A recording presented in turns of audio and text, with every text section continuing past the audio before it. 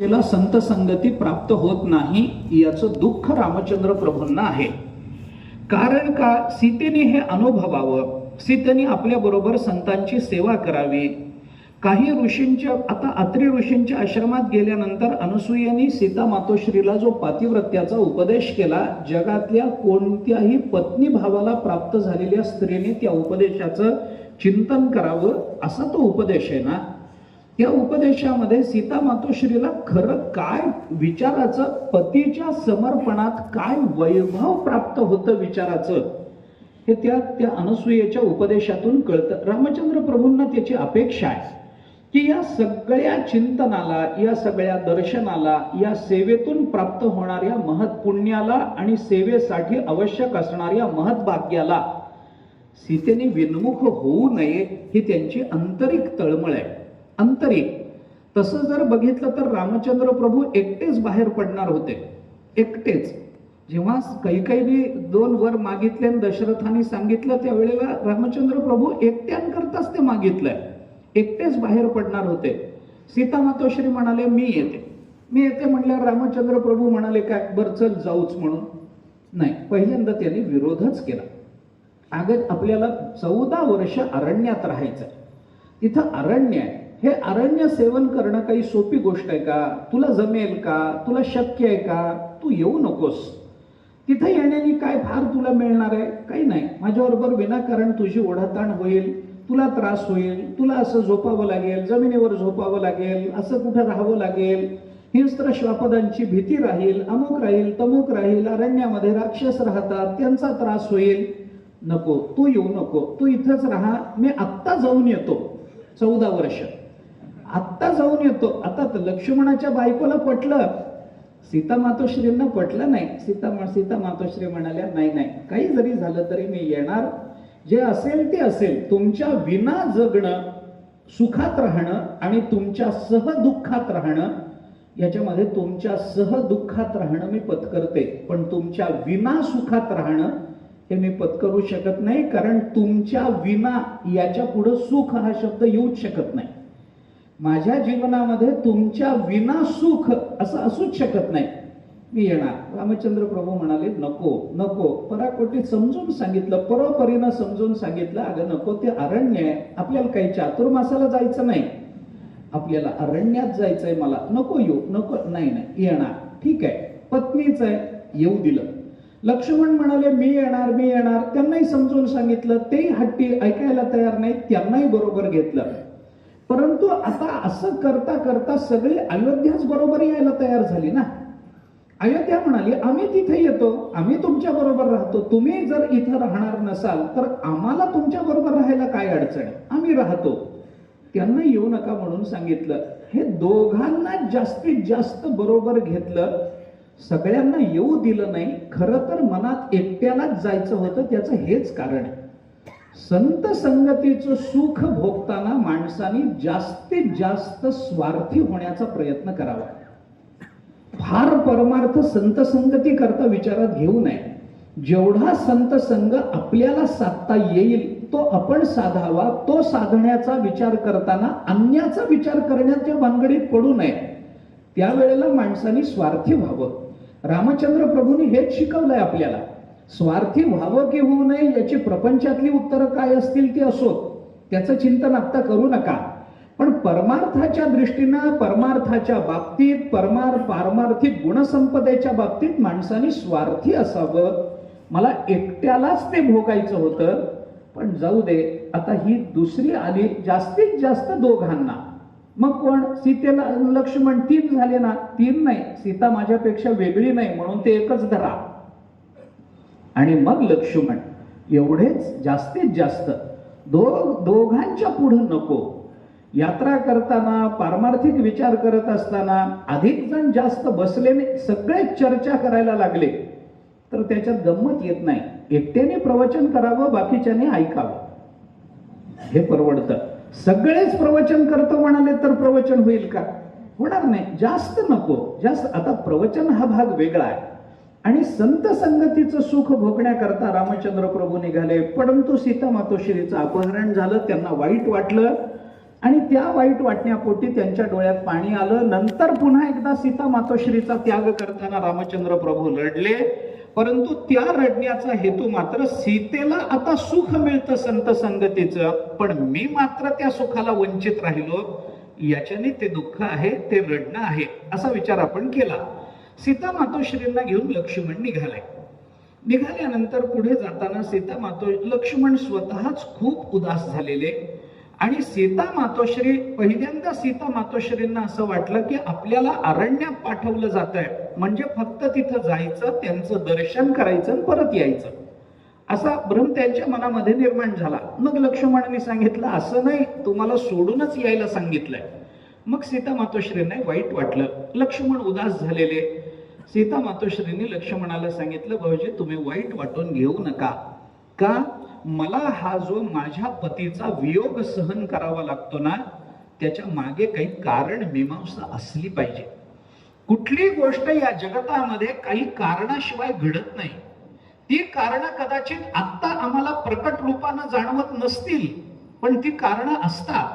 ती कारण दृश्य रूपानं आता आम्हाला त्याची प्रतिभिज्ञा होत नसेल, कदाचित त्या कारणांची जाणीव होत नसेल कदाचित, पण ती कारण असतात. कारणाशिवाय कार्य घडत नाही. मानवी जीवनामध्ये जे जे दुःख प्राप्त होतं ते सुखस्य दुःखस्य कोपित दाता, हे चिंतन बरोबर आहे. नकोपि दाता परो ददाती ती कुबुद्धिरेषा अहं करोमी ती वृथाभिमानः स्वकर्म सूत्र ग्रथितो ही लोकः, हेच खरं आहे. आपण जे कर्म करतो त्याच कर्माचा परिणाम आपल्याला भोगावा लागतो, आणि नुसता भोगावा लागत नाही. आपण अनेक वेळेला हे बोलून आलोय, त्यासाठी नाथ महाराजांचं हे वचन आपण आवर्जून बघा की केले कर्म झाले तेची भोगा आले, उपजले मेले ऐसे किती. ते तेची भोगा आले म्हणजे तेच भोगावं लागतं, तसं भोगावं लागतं हा कर्माचा नियम नाही. तेच भोगावं लागतं हा कर्माचा नियम आहे. तसं भोगावं लागणं वेगळं आणि तेच भोगावं लागणं हे वेगळं. म्हणून तेची भोगा आले हा जो चकार आग्रहपूर्वक नाथ महाराजांनी लावला ना, तो चकार त्या चरणातल्या सर्व पदांना लावायचा.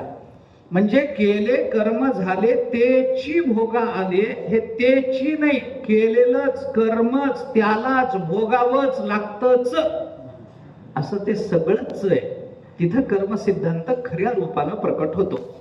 आम्ही केलेलं आम्हाला भोगावं लागेल, आम्ही दुःख दिलं असेल तर आम्हाला दुःख भोगावं लागेल, पण ते कोणतं दुःख भोगावं लागेल, तुम्ही जे दुःख दिलं तेच भोगावं लागेल. त्याच्याकरता आपण एक दृष्टांतही मागे बोललो होतो. एका घरामध्ये एका मुलाला आणि एका सुनेला, बाप म्हातारा, त्या म्हाताऱ्या बापाचा कंटाळा आला. मुलालाही वाटायला लागलं आता किती दिवस सांभाळायचं, म्हातारे झाले, पण त्याचे प्रारब्ध दोरे बळकट होती म्हाताऱ्याची, मरता मरना. सुनेला वाटायला लागलं काय आता किती दिवस मी करू यांचं, पोरालाही वाटायला लागलं तर किती दिवस सांभाळायचं. ते घरात असल्यामुळे आम्हाला कुठं बाहेर जाता येत नाही, फिरता येत नाही, इकडं जाता येत नाही, घरात कुणीतरी टिकून राहिलं पाहिजे. म्हातारा मनुष्य आहे, त्याला काही लागतं. त्या मुलांनाही काही प्रेम नाही आजोबाविषयी, त्या आजोबांना कुठेतरी बाहेरच्या खोलीमध्ये ठेवलेलं, तिकडं कोणी जायचं नाही. सून दोन वेळचं जेवणाचं ताट त्यांच्या खोलीत ठेवून यायची. पुन्हा औषध घेतलं का नाही, औषधं आहेत का संपली आहेत याची चौकशी नाही, तुम्हाला बरं वाटतंय का नाही याची चौकशी नाही. कंटाळून गेलेले, काय करावं काही कळेना. शेवटी एके दिवशी ऑफिसमधून येताना त्या मुलाने असा विचार केला की ह्याची काहीतरी व्यवस्था लावली पाहिजे. काय व्यवस्था लावायची ते मुलगा विचार करून आला. मुलाने ठरवलं की घरी आल्यावर बायकोला सांगितलं मी एक उपाय शोधला. काय उपाय? तो म्हणाला काही नाही, आता यांचा आपल्याला दोघांनाही कंटाळा आला, तुलाही कंटाळा आला, मलाही कंटाळा आला, पण आहेत आता वडील, सांभाळावं लागतं, काय करायचं? मी एक उपाय शोधला. काय? काही नाही म्हणे ना, मी थोडस लांब इथं एक वृद्धाश्रम आहे, त्या वृद्धाश्रमामध्ये नेऊन सोडतो.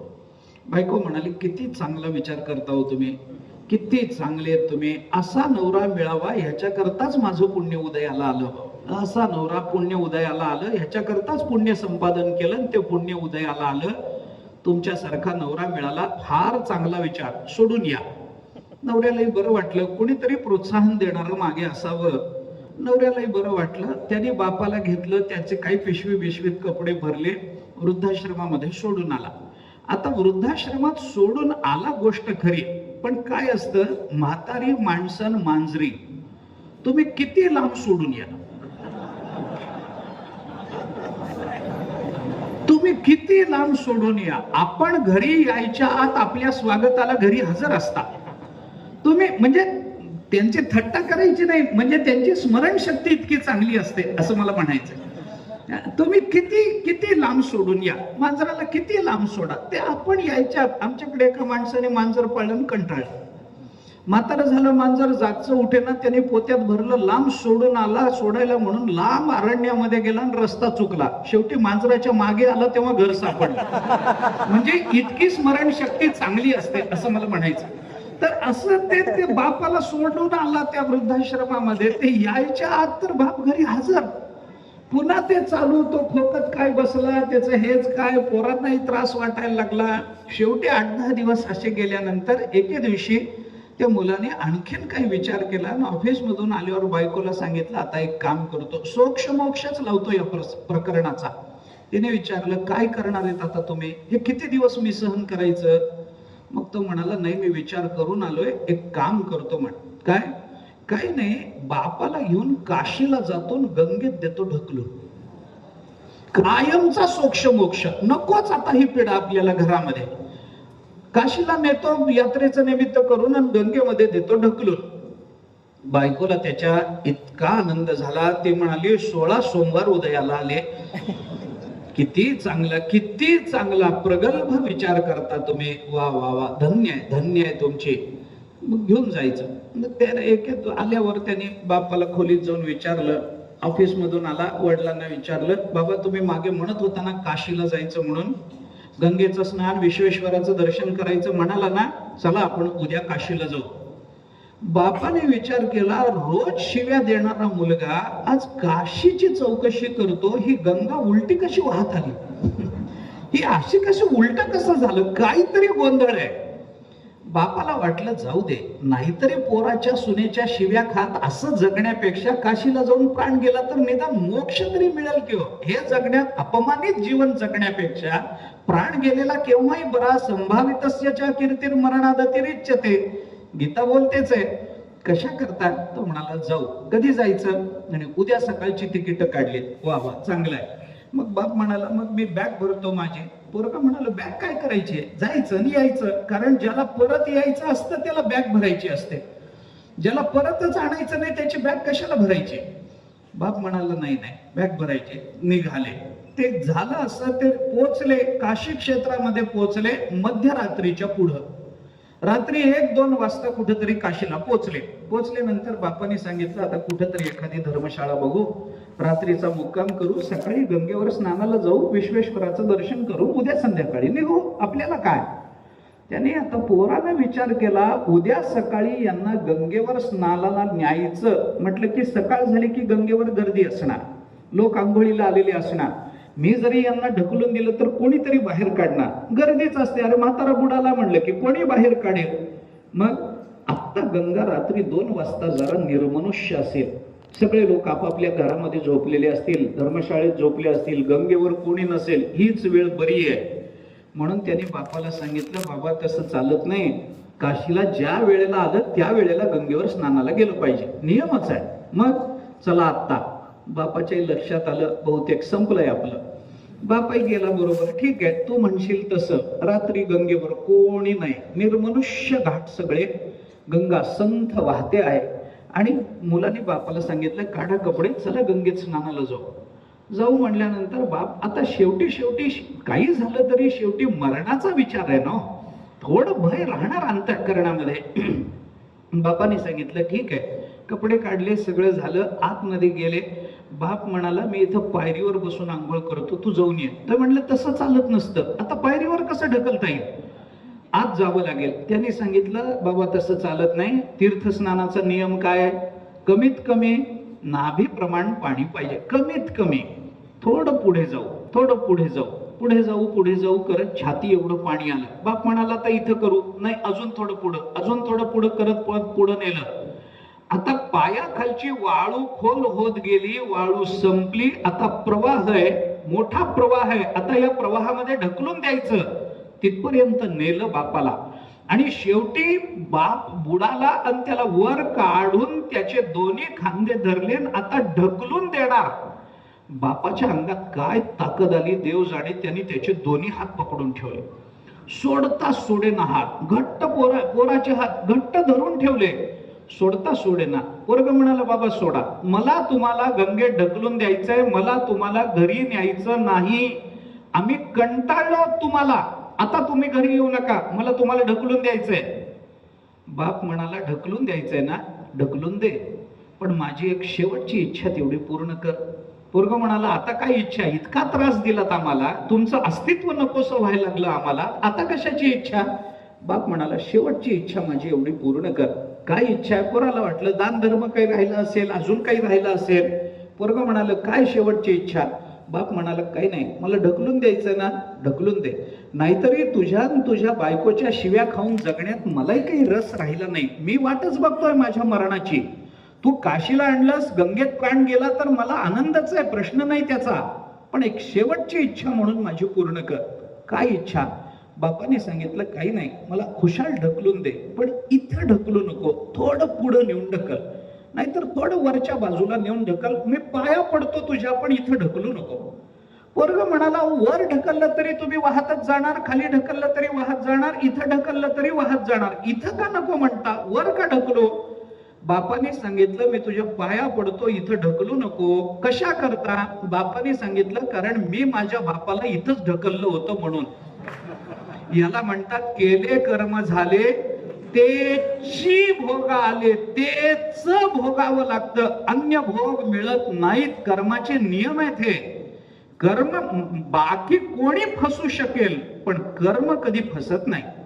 अहो, दोन जुळ्या पोरांमध्ये कदाचित आई फसू शकेल, हा राम आहे का श्याम आहे, पण कर्म फसत नसतं. बरं, कर्म फसत नाही. कोणी फसू शकेल, कर्म कधी फसत नाही. आपण जे कर्म करतो त्या कर्माचे परिणाम आपल्याला भोगावे लागतात. म्हणून सीता मातोश्रीनी, म्हणून रामायणामध्ये दोन्ही भूमिका आहेत. प्रारब्धाचा विचारही तेवढाच बारकाईनं आला आणि पुरुषार्थाचा विचारही तेवढ्याच बारकाईनं आला. जिथं पुरुषार्थ सांगायचा आहे, प्रयत्न सांगायचा आहे, तिथं प्रारब्धाला निम्न दाखवण्यामध्ये रामायण तसुभर मागे नाही. आणि जिथं प्रारब्धाचा विपाकच सांगायचा आहे, तिथं प्रयत्नांची हतबलता सांगण्याकरताही रामायण तसुभर मागे पडत नाही. या दोन्हीचंही यथार्थ दर्शन रामायणाने करून दिलं. काल आपण बोलून आलो, कर्मे श्रीराम, हे सगळं कर्माच्याच बाबतीत विचारात घ्या, हे कर्मानच होतं.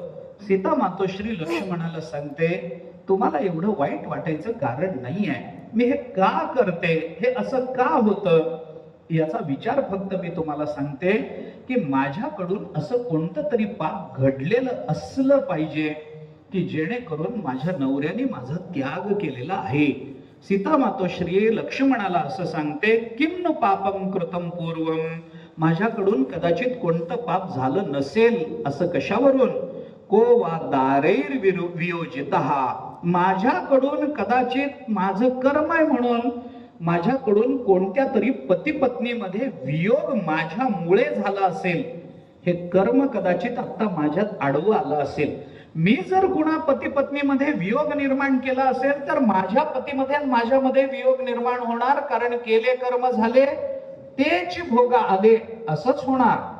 मग असं कोणतं कर्म आहे, नाही तर मी अशी नाही आहे, आतापर्यंत माझ्याकडून तशा अर्थाने काही फार मोठं पाप घडलं, माझं आचरण चुकलं, असं कधी झालं नाही. रावणाने उचलून नेलं तरी माझ्या अंतःकरणामध्ये माझ्या नवऱ्याशिवाय दुसऱ्याचा विचार नव्हता. या अहम शुद्ध समाचारा, माझा आचार खूप शुद्ध आहे. पण त्यक्ता नृपतीना सती, पण हा नृप, हा राजा माझा त्याग करतो, माझा पती माझा त्याग करतो. मी सती असून, शुद्ध समाचारा असून सुद्धा माझा त्याग होतोय. याचा अर्थ काहीतरी कारण असलं पाहिजे. आपल्या जीवनामध्ये अनिच्छेनं जे काही फल किंवा जो प्रसंग डोळ्यासमोर निर्माण होतो, जीवनामध्ये निर्माण होतो, जेव्हा त्याच्या कारणाची मीमांसा आपल्याला करता येत नसते, त्यावेळेला शास्त्रकारांनी आपल्याला त्याच्यासाठी म्हणून प्रारब्ध ही एक संगती लावून दिलेली आहे, हे लक्षात घ्या. म्हणून आपल्या संस्कृतीमध्ये पूर्वजन्म आणि पुनर्जन्म या दोन्ही संकल्पना अतिशय प्रगल्भतेने मानल्या गेलेल्या आहेत. ती केवळ संगती नाही आहे. मी उलट सांगतो आपल्याला, प्रारब्धावर चिंतन करताना लोक असं म्हणतात की कोणती संगती लागत नाही म्हणून प्रारब्ध स्वीकारलं जातं. असं नाही आहे. प्रारब्धाचीच संगती लागते म्हणून दुसरी कोणती संगती लागतच नसते, असा तो नियम आहे. नाईलाजानं तुम्ही प्रारब्ध मानता, नाईलाजानं नाही, तोच इलाज आहे, तोच इलाज आहे. तुम्ही प्रारब्ध ही संगती एकदा विचारानं स्वीकारली ना की निर्माण झालेल्या प्रसंगाच्या दुःखाची तीव्रता कमी नाही झाली तर मग बोला. तुम्ही एकदा हे आपलंच कर्म आहे असं एकदा तो आपल्याला कळालं की माणसाला तेवढं वाईट वाटत नाही. पण माझा काही दोष नसताना मला भोगावं लागलं, याचं जेवढं वाईट वाटतं तेवढं माझ्याच कर्माचा परिणाम आहे म्हणून भोगावं लागलं, त्याच्यात एवढं वाईट वाटत नाही. प्रारब्ध काय करतं? आमच्या जीवनातल्या दुःखाची तीव्रता कमी करतं. प्रारब्ध काय करतं? आमच्या जीवनामध्ये घडलेल्या घटनांची सुसूत्रता आमच्या बुद्धीनं आम्हाला लावून देतं. प्रारब्ध काय करतं आम्हाला? हा आमच्याच कर्माचा परिणाम जर असा असेल तर याच्या पुढे तरी कदाचित आमच्याकडून असं कर्म घडू नये याच्यासाठी आम्हाला जागृत करतं. हे करणारं कोण आहे? हे सगळं प्रारब्धच आहे ना. मग प्रारब्धाचे एवढे गुण जर असतील आणि त्याच्याने आमच्या जीवनामध्ये फिरून दुसरं कुठलं तरी निंद्य कर्म घडणार नसेल तर प्रारब्ध ही संगती अनुचित म्हणून आपल्याला मानली पाहिजे. प्रारब्धाने जर आमच्या दुःखाची तीव्रता कमी होत असेल तर आम्हाला प्रारब्ध हे विचारपूर्वकच स्वीकारलं पाहिजे, नाईलाज म्हणून स्वीकारून चालणार नाही. या प्रारब्धाचे हे गुण आहे. आणि याकरता म्हणून सीता मातोश्री असं सांगतात की मी भले शुद्ध समाचार असेल, माझं आचरण चांगलं असेल, मी शुद्ध असेल, मी सती असेल, पण नृपतीना त्यक्ता असं जर माझ्या बाबतीत झालं असेल तर त्याच्याकरता मी विचारानं एकच संगती लावू शकते की किम पापम कृतम पूर्वम, माझ्याकडून पाप झालं नसेल कशावरून. म्हणजे त्याही अधिकारवाणीनं सांगत नाही की झालंच आहे म्हणून हे असं होतंय. कोवा दारैर वियोजितः, कुठल्या तरी पत्नीला मी कुणाच्या तिच्या पतीपासून वियोग तिचा माझ्यामुळे झाला असेल, मी वेगळं केलं असेल, असं झालं नसेल कशावरून. या एका शब्दावरून, कोवा दारैर वियोजितः, या एका वचनावरून जैमिनींनी केलेल्या अद्भुत रामायणाने त्याची संगती आपल्याला विचाराने लावून दिली की सीता मातोश्रींकडून असं काय घडलं की त्यांना असं म्हणावं वाटलं की कोवा दारैर वियोजितः. ज्या अर्थी सीता मातोश्री बोलतात त्या अर्थी असं काहीतरी झालेलं असलंच पाहिजे. त्या जरी म्हणत असतील कोवा किंवा काही घडलं असेल असं जरी त्या संभ्रमात्मक बोलत असतील तरी ज्या अर्थी तो संभ्रमात्मक विचार, तो विकल्प त्यांच्या अंतःकरणात आला त्या अर्थी त्या विकल्पाला त्यांच्या जीवनात कुठंतरी स्थान असलं पाहिजे, तरच हे घडलंय. आणि म्हणून मग अद्भुत रामायणाने त्याची उत्तम संगती आपल्याला लावून दिली. असं काय घडलं की सीता मातोश्रींमुळे पतीपत्नीमध्ये वियोग झाला, अशी घटना घडली. अद्भुत रामायणाने त्याचे चिंतन आपल्याला सांगितलं. सीता मातोश्री लहान असताना आपल्या मैत्रिणींसमोर बरोबर त्या एका उद्यानामध्ये खेळायला म्हणून गेल्या. खेळून झाल्यानंतर सीता मातोश्री आणि त्यांच्या मैत्रिणी एका झाडाखाली बसल्या. सगळे बसल्यानंतर आता मैत्रिणी, लहान वय, खेळून थकलेल्या आहेत, गप्पा गोष्टी चालू, हास्य विनोद चालू. त्या वेळेला त्या झाडावर एका पक्ष्याचं जोडपं बसलेलं होतं. त्या पक्ष्याच्या जोडप्यातल्या पतीनं त्याच्या पत्नीला, त्या पक्षिणीला त्या वेळेला काही रामकथा सांगितली. आता ही रामकथा कोणती, याची संगती कशी? रामायण तर अजून घडायचंय, सीता मातोश्री लहान आहे, मग कोणतं रामायण सांगितलं? तर त्याचा विचार करत असताना पुराणांचा किंवा काव्याचा अशा पद्धतीनं विचार करायचा असेल तर त्याच्याकरता आपल्याला काही संगती लावून दिलेली आहे शास्त्राने. कोणती संगती लावून दिली आहे? हे जे रामायण तो पक्षी आपल्या पत्नीला सीता मातोश्रींच्या बाल्यावस्थेमध्ये सांगतोय ते रामायण ह्या काळातलं रामायण नाही, तर या युगांच्या चक्रामध्ये मागे घडलेलं जे रामायण आहे त्या रामायणाचा तो अनुवाद चालू आहे. आपल्याला अशी संगती पुराणांच्या संबंधानं लावून दिलेली आपल्याला दिसते. आता वेदामध्ये रामाचा उल्लेख येतो, रामचंद्र प्रभूंचा उल्लेख येतो. कसा येतो? वेद आधी का रामचंद्र प्रभूंचा अवतार आधी? वेद आधी. मग रामचंद्र, अरे वेद सर्वज्ञ आहे म्हणून पुढचंही बोलू शकतो. वेदाला सगळंच कळतं. वेदाला कळत नाही असं जगतामध्ये काहीच नाहीये. म्हणून ज्ञानोबरांनी जाऊ द्या, तो विचार सोडून द्या, पण वेद सर्वज्ञ आहेत. ही जशी एक वेदाच्या शब्दाच्या अनुषंगानं लावली गेलेली संगती आहे, तशी पुराणांची संगती लावताना सुद्धा अशी संगती लावून दिलेली आहे की तो अवतार फक्त त्या एकाच युगामध्ये होतो असं नाही. ते युग जेव्हा जेव्हा फिरून पुढे येतं त्या युगामध्ये आपल्याला ती युगाची संगती लावावी लागते. कालसंबंधानं ती संगती लावावी लागते.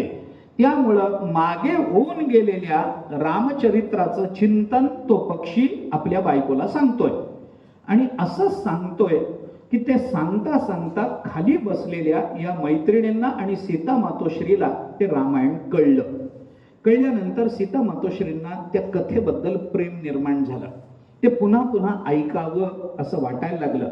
सीता मातोश्री जनक नंदिनी आहेत, जनक राजांच्या घरी आहेत. त्यांनी ताबडतोब सेवकांना सांगितलं, त्या दोन्ही पक्ष्यांना पकडा. पकडलं. सीता मातोश्री त्या पक्षाला आणि त्या पक्षिणीला, त्या जोडप्याला घेऊन घरी आल्या. घरी आल्यानंतर त्यांना एक उत्तम पिंजरा, त्याच्यामध्ये गादी, सोन्याचा पिंजरा वगैरे ठेवला, त्याच्यामध्ये गादी ठेवली. त्यांना उत्तम उत्तम आहार दिला. हे सगळं चालू होतं. त्या पक्ष्यांनी विचारलं, कशा करता आम्हाला तुम्ही पकडून पिंजऱ्यात बंदिस्त केलंय? आम्ही पक्षी योनीमध्ये जन्माला आलो. आम्हाला आकाशामध्ये स्वैर विहार करणं हा आमचा स्वभाव आहे. कशा करता आम्हाला अडकवून ठेवता?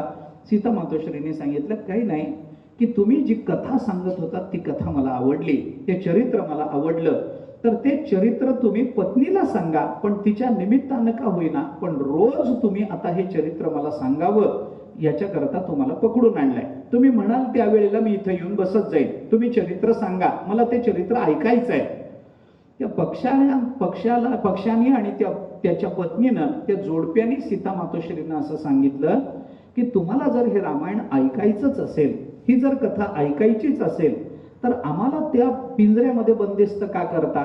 आम्ही रोज येतो आणि तुम्हाला ही कथा सांगतो. अडकून कशाला ठेवता आम्हाला? सोडून द्या. मी शब्द देतो तुम्हाला की मी रोज येईन आणि तुम्हाला कथा सांगेन. सीता मातोश्री म्हणाली, नाही म्हणे, तुम्ही शब्द देणार हे जरी तुम्ही म्हणत असलात तरी असं होणार नाही. का? कसा विश्वास ठेवू? तुम्ही पक्षी आहात.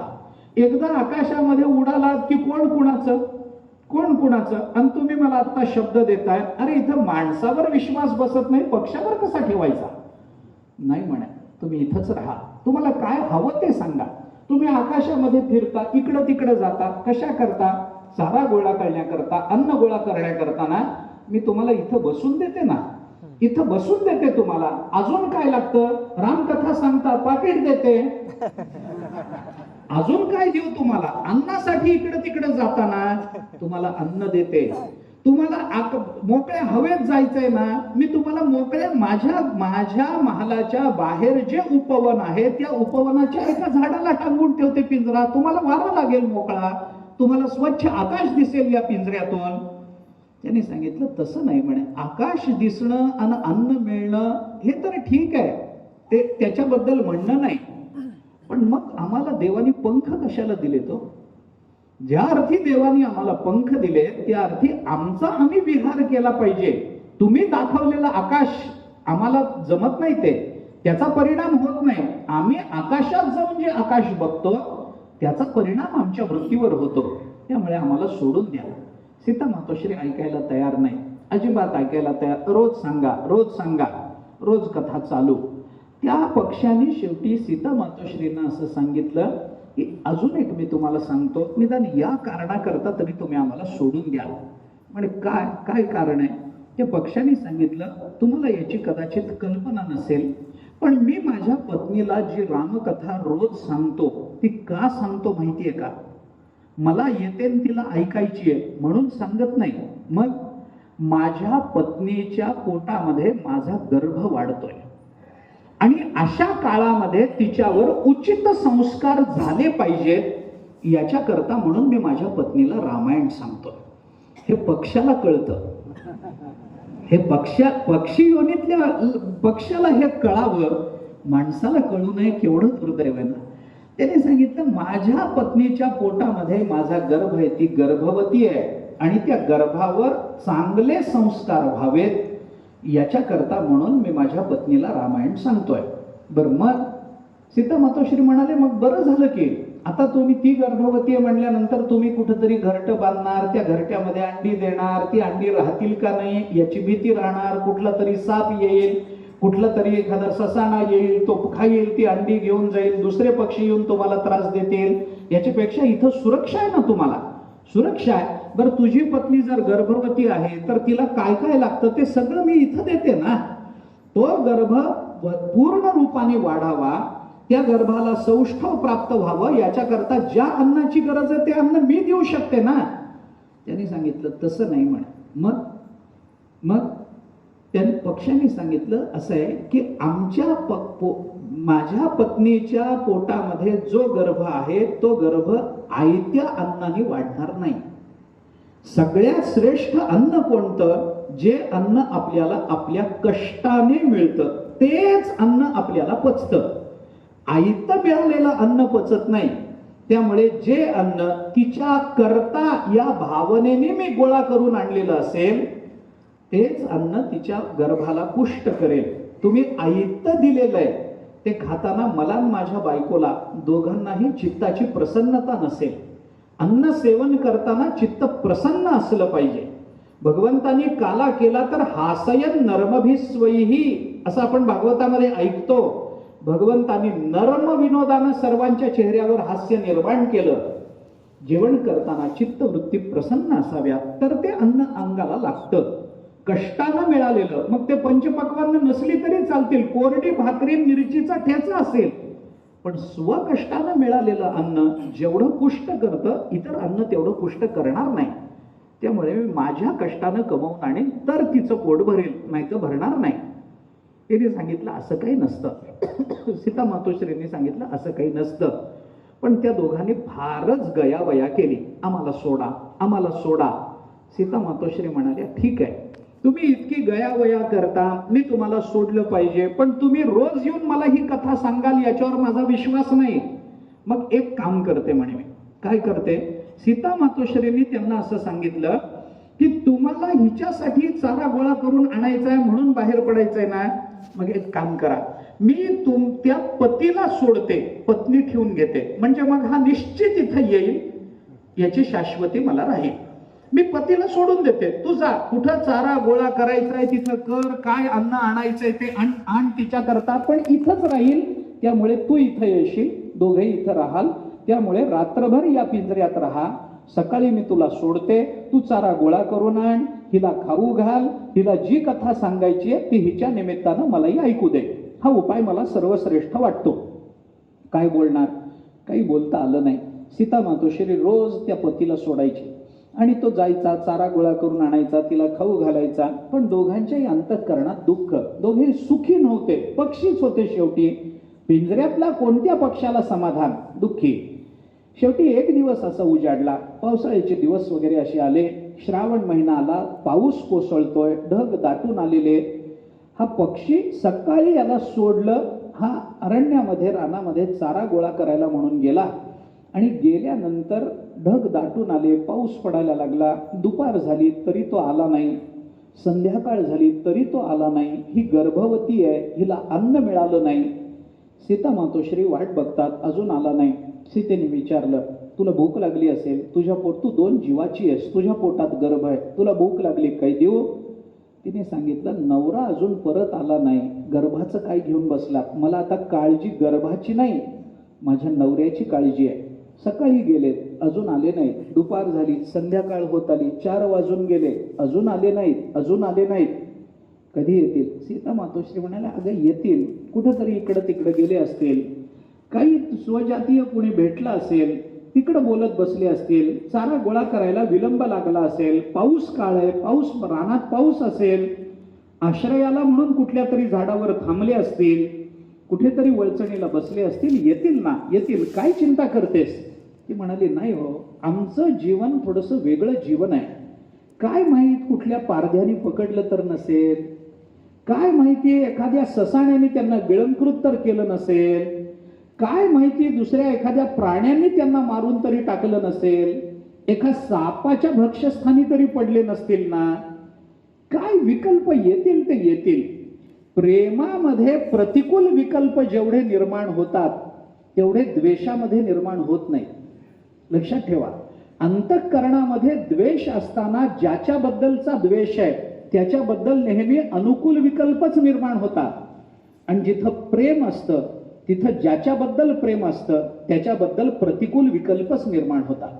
द्वेषात अनुकूल विकल्प निर्माण होत असतो आणि प्रेमात प्रतिकूल विकल्प निर्माण होत असतो.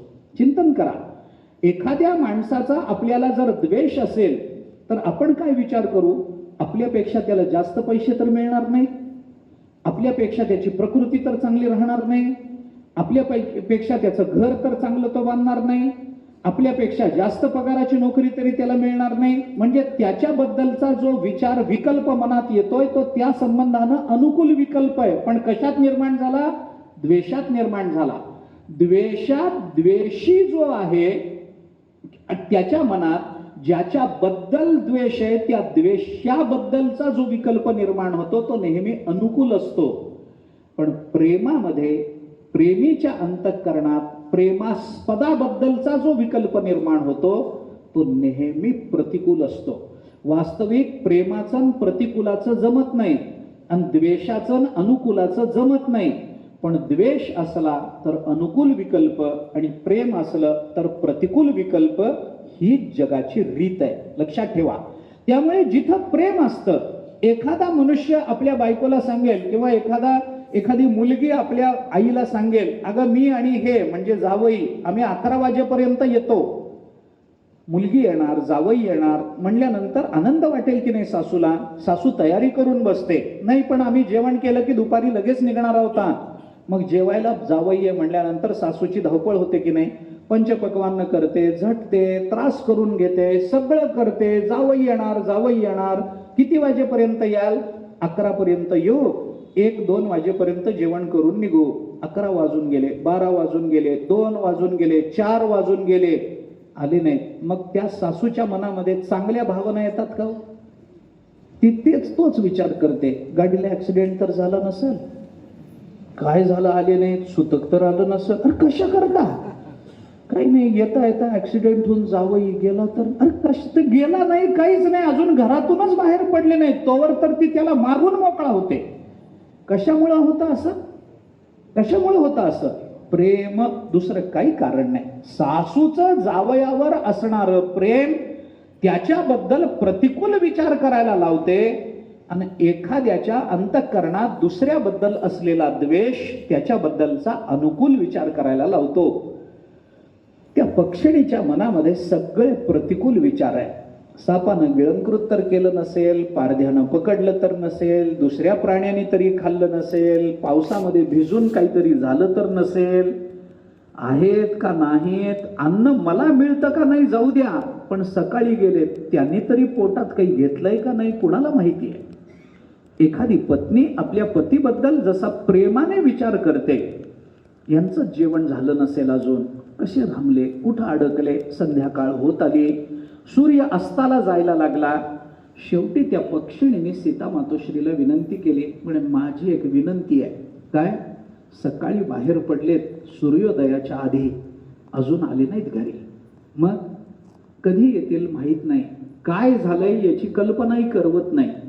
आणि जेवढे विकल्प जास्त मनात निर्माण होतात तेवढी चित्ताला अस्थिरता जास्त येते, अस्वस्थता जास्त येते.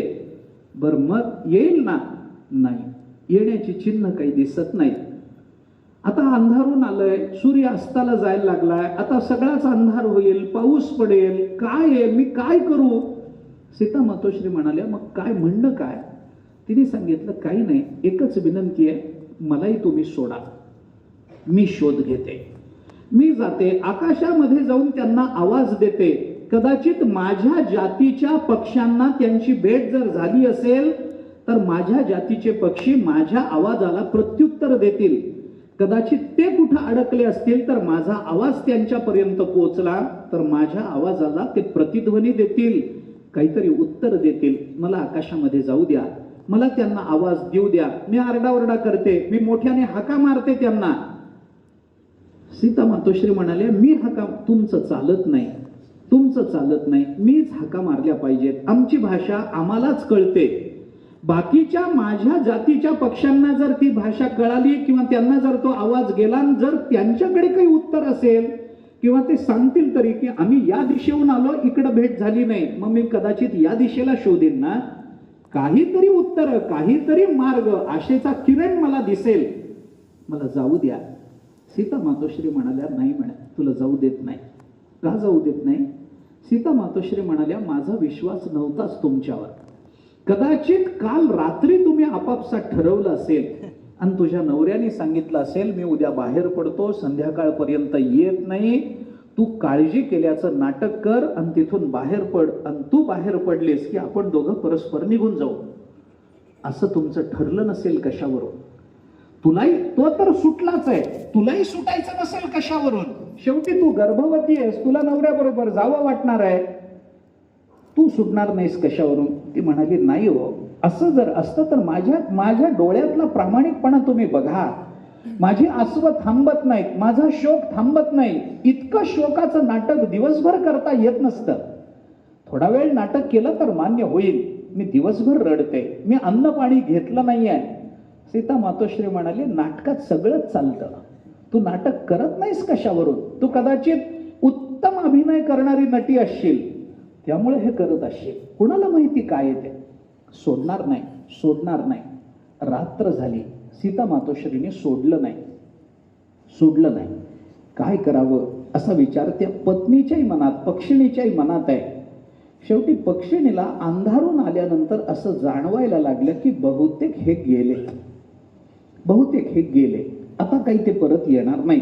जर असते तर त्यांना माहिती आहे मी गर्भवती आहे, त्यांचं माझ्यावर किती प्रेम आहे हे मला माहिती आहे.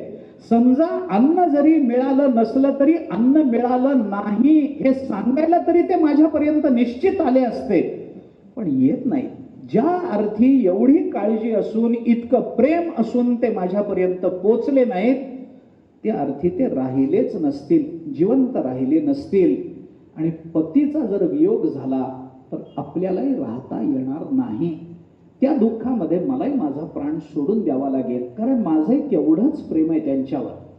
काही उपाय नाही, काही उपाय नाही. सीता मातोश्रीला त्या पक्षिणीने सांगितलं, जर ते येणार नाहीत आणि ते गेलेत असं मला जाणवतंय तर त्यांच्या वियोगात मी जगू शकणार नाही, मलाही माझा प्राणाचा त्याग करावा लागेल. सीता मातोश्री म्हणाल्या, तुझ्या प्राणाचा वियोग तू करूच नकोस, कारण तू 2 जीवाची आहेस. तू असं सोडू नकोस, तो आपला प्राण तू सोडू नको, सोडू नको. त्यांनी सांगितलं, नाही म्हणे, सोडू नको किंवा सोडू हा माझ्या स्वातंत्र्याचा मुद्दाच नाहीये. माझा प्राण जाणार आहे माझ्या पतीच्या वियोगामध्ये, हा नियम आहे. पतिव्रता प्राण सोडत नाही, तिचा प्राण निघून जातो. मी सोडावं की सोडू नये हे स्वातंत्र्य नाहीच आहे मला. पातिव्रत्य धर्मच असा आहे की तो प्राण आपोआप जातो. त्यामुळे माझा प्राण जाईल, मला सोडा, अजूनही सोडा, मला शोध घेऊ द्या.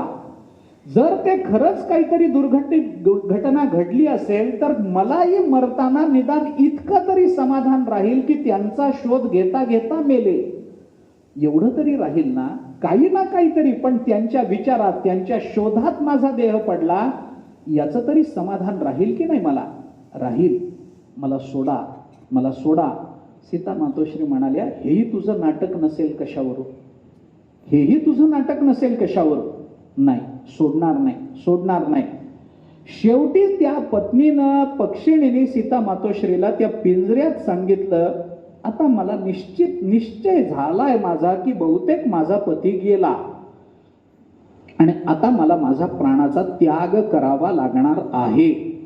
मग प्राणाचा त्याग करावा लागणार आहे हे मी परोपरीनं सांगते. तुम्ही सोडत नाही, तुमचा विश्वास नाही, जे असेल ते असो, पण तुमचा जरी विश्वास नसला तरी माझा धर्म बदलत नाही. मला प्राण माझा जाईल, माझा प्राण निघाला, मी राहू शकत नाही जिवंत. म्हणून ती प्राण सोडतच होती. तिचा प्राण तिचा शरीर सोडूनच चालला होता. तेवढ्यात तिचा पती तिथं परत आला. तिचा प्राण गेला, जवळ जवळ शरीर सोडून चालला. तेवढ्यात तो पक्षी तिथे परत आला. आणि परत आल्यानंतर तिने आपल्या पतीला पाहिलं, पण प्राण समर्पण जवळ जवळ झाला होता. आता तिथून माघारी येणं शक्य नाही.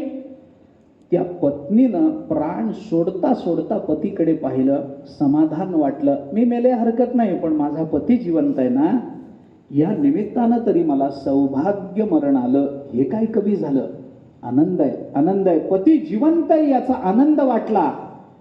पण तो जिवंत असून आपण मरतो आहोत, आपला प्राण चाललेला आहे हे लक्षात आल्यानंतर, आणि याला कारण सीता आहे हे लक्षात आल्यानंतर, त्या पक्षिणीने सीता मातोश्रीला पिंजऱ्यातून शाप दिला. मी गर्भवती असताना मला ज्या पद्धतीनं माझ्या पतीच्या वियोगाला प्राप्त व्हावं लागलं, मी तुला शाप देते की तू सुद्धा गर्भवती असताना तुला सुद्धा तुझ्या पतीच्या वियोगाला प्राप्त व्हावं लागेल. आणि या कर्माचा परिणाम म्हणून सीता मातोश्रींना पती रामचंद्र प्रभूंचा वियोग झाला. को वा दारैर वियोजितहा, हे रामायणातले शब्द अद्भुत रामायणातल्या या कथेने पूर्णत्वाला जातात. म्हणून आपण केलेलं कोणतंही कर्म, ते कर्म करताना डोळसपणाने आपल्या परिणामाकडे दृष्टी ठेवली पाहिजे. रामायणाने चिंतन करताना आपल्याला हे सांगितलंय की जो मनुष्य आपल्या समोर घडणाऱ्या किंवा आपल्याकडून घडणाऱ्या घटनांच्या परिणामाकडे लक्ष देत नाही, जो मनुष्य आपण जे कर्म करतो त्या कर्माचा कोणता परिणाम होणार आहे याकडे लक्ष देत नाही, तो कशा पद्धतीनं दुःखाला सामोरा जातो. त्यांनी सांगितलं तो त्याच पद्धतीनं दुःखाला सामोरा जातो ज्या पद्धतीनं विषावर गोड पदार्थाचं आवरण घालून त्याला खायला दिल्यानंतर त्याला आपल्याला गोड खायला मिळतं, याचं समाधान लागतं. विष खातो पण विष खातो आहोत हे कळत नाही. कर्म करतो पण कर्माचा परिणाम काय आहे हे कळत नसेल तर त्याचं अधःपतन निश्चित आहे. हे रामायणाने आपल्याला सांगितलं. सीता मातोश्रींच्या याच कथेतून आपल्याला हे कळून येतं. अशाच आता हे काय आहे, कर्माचा विचार मनुष्याने कर्माचा प्रारंभ करताना करावा. कोणत्याही कर्माचा संकल्प करत असताना, त्या कर्माचा स्वीकार करत असताना या कर्माचा परिणाम काय आहे हे आपण लक्षात घेतलं पाहिजे. कशा करता? सीता मातोश्रींना जर चुकलं नाही तर तुम्हाला आम्हाला काय चुकेल, रामचंद्र प्रभूंना चुकलं नाही तर तुम्हाला आम्हाला काय चुकेल. हे कर्माचे जे नियम असतात, कर्माचा जो परिणाम असतो तो कुणालाही चुकवता येत नाही. नल राम युधिष्ठिरा हे शब्द पंचदशीने प्रमाण म्हणून आपल्याला दिलेत. अवश्यम भावी भावानां प्रतिकारो भवेद यदि तदा दुःखैर न लिप्येर नल राम युधिष्ठिरा हे उदाहरण कशा करता पंचदशीकारांनी आपल्याला प्रमाण म्हणून दिले. नलाचं काय, रामाचं काय, युधिष्ठिराचं काय, भले सत्यवादी तरी अंगठा गळून पडतोच ना. मग आयुष्यभर खरं बोलणाऱ्यांना जर कर्माचा परिणाम चुकवता येत नाही, आयुष्यभर खोटं बोलत आलोय किंवा कसं चुकेल सांगा की, कसं चुकेल? रामचंद्र प्रभूंना चुकलं नाही, आपल्याला कसं चुकेल? रामायणामध्ये असे नियम, अशी प्रमेय जागोजागी आपल्याला सापडतात. किती उदाहरणं मी देऊ आपल्याला, किती उदाहरणं. सीता मातोश्री किती म्हणजे त्याचं सौंदर्य आहे. काय असतं, काव्याचा विचार करताना शब्द आणि भाव या दोन सौंदर्याच्या अनुषंगाने विचार करावा लागतो. शब्द सौंदर्यही बघावं लागतं आणि भाव सौंदर्यही बघावं लागतं. याच्याकरता ज्ञानोबारायांनी भाव सौंदर्याकरता नाना प्रमेय सांगितली आहेत आणि शब्द सौंदर्याकरता उचित पदे आपल्याला सांगितली आहेत. उचित पदांमधून शब्द सौंदर्य पहा आणि प्रमेयाकरता भाव सौंदर्य पहा. या शब्द आणि भाव सौंदर्यातून अशा काही प्रमेयांचं मांडणी रामायणाने केली, महाभारताने केली, भावार्थ रामायणाने केली की आपल्याला ती प्रमेय कळल्यानंतर असं वाटतं की अरे हे खरंच आहे, आपण सावध झालं पाहिजे, हे खरंच आहे. आणि शब्द सौंदर्याचंही तसंच आहे. दोन्हीचंही उचित पदे ही त्याच्याकरताच आली. सीता मातोश्री ज्या वेळेला रामचंद्र प्रभूंबरोबर बाहेर पडल्या, अरण्यामध्ये गेल्या, करुण रसाची निर्मिती आहे. वल्कल कशी नेसावीत हे माहिती नव्हतं. जेव्हा कैकेयीने वल्कल आणून दिली, रामचंद्र प्रभू आणि लक्ष्मणाने नेसली, सीता मातोश्रीला कळेच ना की हे कसं नेसायचं असतं, माहितीच नाही. तिथे फार करुण रस रामायणाने, वाल्मिकी रामायणाने निर्माण केला. नुसतं हातात धरून उभ्या राहिल्या म्हणे. सगळ्या बायका जवळ बसलेल्या, कसं नेसायचं माहितीच नाही. ते तसंच गुंडाळावं काय म्हणून गुंडाळायला लागल्या. ते गुंडाळताही येईना. कसं करावं, काय करावं कळेना. शेवटी तिथं रामचंद्र प्रभू आले आणि रामचंद्र प्रभूंनी आपल्या हाताने आपल्या पत्नीला ती वल्कल कशी नेसायची हे सांगितली, नेसवून दिली. केवढी क्रूर थट्टा आहे दैवाची, बघा ना, केवढी क्रूर थट्टा आहे. ज्या पत्नीला अरण्य म्हणजे काय हे माहिती नाही, निदान लक्ष्मणाला रामचंद्र प्रभूंना माहिती तरी होतं, कारण विश्वामित्राबरोबर गेले होते यज्ञाच्या संरक्षणाकरता. परंतु सीता मातोश्रीला अरण्य म्हणजे काय हे जिला माहिती नाही, त्या अरण्यामध्ये वल्कल काय हे जिला माहिती नाही, सगळ्याच बाबतीत अनभिज्ञ असणाऱ्यांना या सीता मातोश्रीला रामचंद्र प्रभू स्वतःच्या हाताने वल्कल नेसवतात. आणि त्यांचं ते नेसवणं पाहिल्यानंतर त्या महालामध्ये स्त्रियांनी जो रडून कल्लोळ केला त्याचं वर्णन रामायणामध्ये येतं. करुण रस निर्माण झाला. सीता मातोश्री अरण्यामध्ये गेल्या. कौसल्या माता घरामध्ये विचार करतात. बघा, शब्द सौंदर्य बघा, त्याच्यातून निर्माण होणारं भावसौंदर्य आपण पहा. कौसल्या माता असा विचार करते, काय दुःख अरण्यामध्ये असतं हे आपण फक्त कल्पनाच करू शकतो. रामाचं ठीक आहे, माझ्या ती रामाचीच आई होती. विचार कोणाचा, माझ्या मुलाला काय दुःख होत असेल याचा विचार नाही, हा विचार नंतर. लक्ष्मणाला काय दुःख होत असेल विचार नंतर. अरे हे अरण्यात राहून आलेले आहेत, यांना माहिती आहे तिथं कसं वागावं लागतं, कसं राहावं लागतं ते. पण हिला मात्र दुःख कसं भोगावं हे माहिती नाही. कोण आहे ती? माझ्या सीतेला हे दुःख कसं सोसवेल याचा विचार करताना कौसल्या माता ही माझी आहे असा विचार करत नाहीत.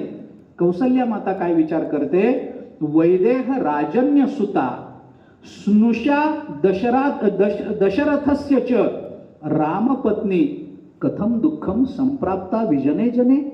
कोण आहे ती? कोण आहे? माझी नाही, मग कुणाची सून आहे ती? ही कोण? सीता. 3 विशेषणं दिली. 3 विशेषण. कोणती विशेषणं दिली? जनकाची कन्या आहे एक, पहिलं विशेषण. दशरथाची सून आहे दुसरं विशेषण. आणि रामाची पत्नी आहे तिसरं विशेषण दिलं. जनकाची मुलगी आहे, जनक कन्या आहे, दशरथाची सून आहे आणि रामाची बायको आहे. या तिघांच्याही वाट्याला कधी दुःख आलं नाही, कधीच नाही. जी जनक नंदिनी म्हणून ती मिथिलेमध्ये राहत होती, दुःखाचा स्पर्श नाही. बरं, तिथून सासरी आल्यानंतर दुःख आहे म्हणावं तर इथं अयोध्या आहे, इथं दुःख नाही. आणि ती रामाची बायको आहे, जे सुखरूप आहेत त्यांची बायको आहे, आनंद स्वरूप रामाची बायको आहे. मिथिलेच्या जनकाची जे मुक्त आहेत अशा मुक्त असणाऱ्या परब्रह्म स्वरूपाला प्राप्त झालेली यांची मुलगी आहे, आनंद स्वरूप असणाऱ्या रामाची बायको आहे. आणि त्या रामावर नितांत प्रेम करणाऱ्या दशरथाची सून आहे. 3 विशेषणं दिली. याच्यातून सांगायचंय काय, आपण ऐकतो आहोत की नाही, म्हणजे बापाकडून दुःख आलं नाही, बापाकडून पाप इथं आलं नाही. सकाळी ऐकलं ना आपण, बापाकडून पाप आलं नाही, सासऱ्याकडून पाप आलं नाही, नवऱ्याकडून पाप आलं नाही. जर कोणतंच पाप तिच्या जीवनामध्ये नसेल तर तिला दुःख कसं भोगावं लागलं सांगा. कोणता अलंकार म्हणतात याला? ऐकलेत ना अलंकार? महिनाभर ऐकले की हो, सगळा अधिक मास या अलंकारात गेला की. कोणता अलंकार? जिथं कार्य दिसतं आहे पण कारणाची संगती लागत नाही. कोणता? विभावना नावाचा अलंकार आहे. विभावना अलंकार रामायणात प्रकट झाला. काय? सीतेला दुःख दिसतं की नाही? दिसतं. अरण्यात गेली, दुःखी आहे, दिसतं. पण ते दुःख कसं सोसत असेल? कसं? कथम दुःखम संप्राप्ता, कसं तिला ते दुःख प्राप्त झालं आणि ते दुःख ती कसं भोगत असेल? विजने जने कसं दुःख भोगत असेल? पण दुःख भोगत असेल तर दुःखाचं कारण सांगा ना. कारण काहीच नाही, कारण काहीच नाही. का? जनकाची मुलगी आहे, दुःखाचं कारण नाही. दशरथाची सून आहे, दुःखाचं कारण नाही. आनंद स्वरूप असणाऱ्या रामचंद्र प्रभूंची बायको आहे, दुःखाचं कारण नाही, तरी दुःख दिसत आहे. विभावना अलंकार, याला विभावना म्हणतात. कार्य दिसत आहे पण कारणाची संगती लागत नाही. मग आता या शब्दातून आपल्याला हे कळतं की हे कसं आहे. रामायणामध्ये अशा अनेक घटना आहेत, असे अनेक शब्द आहेत. प्रमेय म्हणून या रूपानं आपल्याला अशी अनेक प्रमेय सांगता येतील की ज्या प्रमेयाच्या चिंतनानं मानवी जीवन समृद्ध होईल. असं आपलं जीवन विचाराच्या दृष्टीने समृद्ध करणाऱ्या अनेक जीवनमूल्यांचा विचार रामायणामध्ये पावला पावलाला दिसतो. काय दिसत नाही रामायणामध्ये सांगा ना. साकल्यानं विचार करायचा झाला तर खूप काही सांगू शकेल. मानवी जीवनाच्या उन्नयनाकरता असं क्षेत्र शिल्लक नाही की ज्या क्षेत्राचा विचार रामायणामध्ये आला नाही. अध्यात्म म्हणाल तर अध्यात्म आहे, नीती म्हणाल तर नीती आहे, गुणसमृद्धी म्हणाल तर गुण आहेत. काय नाही सांगा ना. रामायणामध्ये धर्म आहे, रामायणामध्ये सदाचार आहे, रामायणामध्ये दया आहे, रामायणामध्ये सत्य आहे, रामायणामध्ये क्षमा आहे, रामायणामध्ये दान आहे, रामायणामध्ये मैत्री धर्म आहे, रामायणामध्ये शरणागतीचा विचार आहे, रामायणामध्ये प्रतिज्ञा परिपालनाचा विचार आहे, रामायणामध्ये पुरुषार्थ विचार आहे, रामायणामध्ये आत्मस्वरूपाचा विचार आहे,